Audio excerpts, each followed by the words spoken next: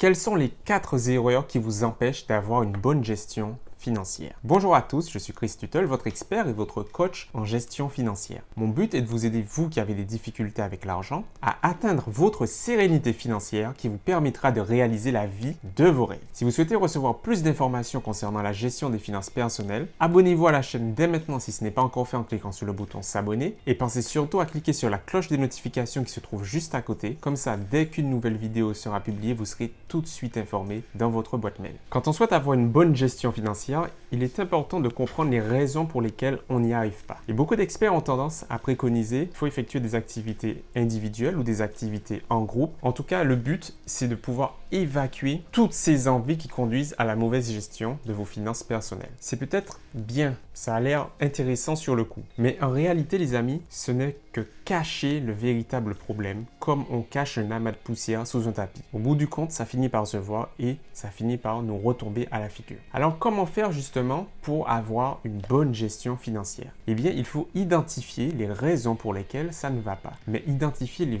véritables raisons. C'est ce que je veux vous partager dans cette vidéo.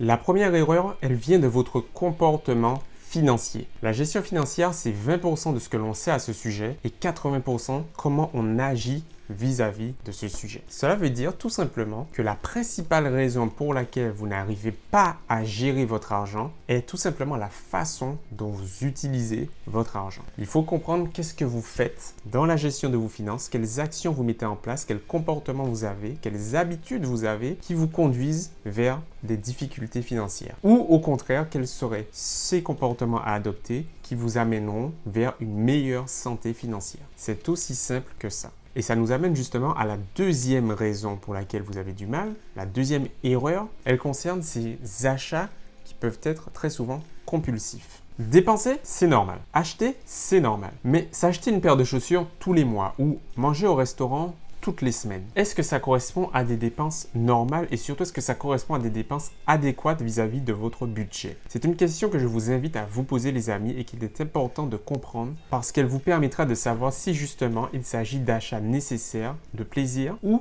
des achats compulsifs en quelque sorte. Parce que justement, les amis, si le fait de dépenser ces sommes, si le fait d'acheter a des conséquences, a un impact sur votre bien-être, a un impact sur votre humeur, vous permet de vous sentir mieux en quelque sorte, eh bien, la situation est assez grave. C'est assez sérieux et il ne faut surtout pas tarder et ignorer en fait toutes les répercussions que cela pourra avoir. Parce qu'en réalité, agir de cette façon, les amis, dépenser, acheter parce que ça vous fait vous sentir bien, et que vous n'arrivez surtout pas à contrôler ce qui est dans votre intérêt, de ce qui vous fait plaisir, eh bien, cette situation, les amis, elle va vous nuire. Nuire à votre santé financière, nuire à votre bien-être réel et nuire surtout à votre avenir. La troisième erreur, c'est de ne pas suivre votre budget. Mettre en place un budget, c'est super. C'est même la première étape, mais ce n'est pas la seule. Il faut poursuivre dans les efforts. Il faut poursuivre cette continuité pour avoir la bonne gestion. Vous avez fait tous ces efforts, tout ce travail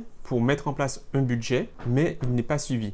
Ça n'aura servi à rien finalement. Mais rassurez-vous les amis, vous n'êtes pas les seuls dans cette situation. Beaucoup de personnes, parmi celles qui mettent en place un budget, n'arrivent pas à le tenir plus de mois. Il faut se poser la question, mais pourquoi? Est-ce que ce budget est trop étouffant pour vous? Est-ce que, au contraire, il est un peu trop souple et donc ne vous donne pas cette rigueur? Ou bien est-ce qu'il s'agit d'un événement imprévu qui chamboule un petit peu l'organisation que vous étiez fixée? Toutes ces raisons montrent que votre budget en réalité n'est pas efficace. Il ne correspond pas à votre situation ni à votre objectif. Enfin, la quatrième erreur, c'est de vouloir vivre au-dessus de ses moyens. Vous pensez pouvoir mener ce train de vie, mais est-ce que vous méritez vraiment ce train de vie? Ce n'est pas, les amis, parce que vos voisins vont au restaurant toutes les semaines que vous devez aller au restaurant toutes les semaines. Ce n'est pas parce que votre collègue est parti en vacances 2 fois dans l'année que vous devez voyager 2 fois dans l'année également. Ce n'est pas parce que vous le voyez dans les films, dans les séries ou sur les réseaux sociaux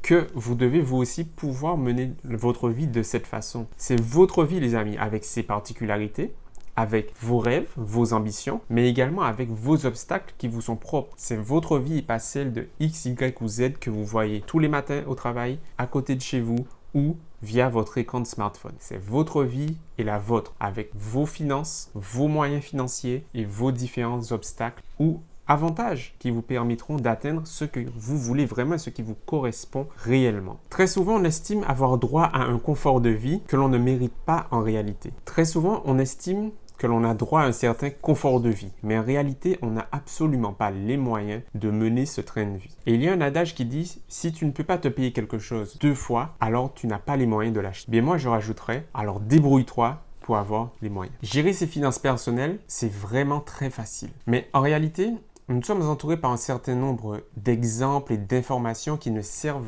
vraiment pas nos intérêts réels. Et si vous n'arrivez pas à comprendre, à identifier ce qu'il vous faut, c'est tout à fait normal finalement. Mais vous n'avez pas à vous inquiéter. La première chose à faire, c'est de comprendre quelles sont les erreurs que vous réalisez et qui vous empêchent d'avoir une bonne gestion financière.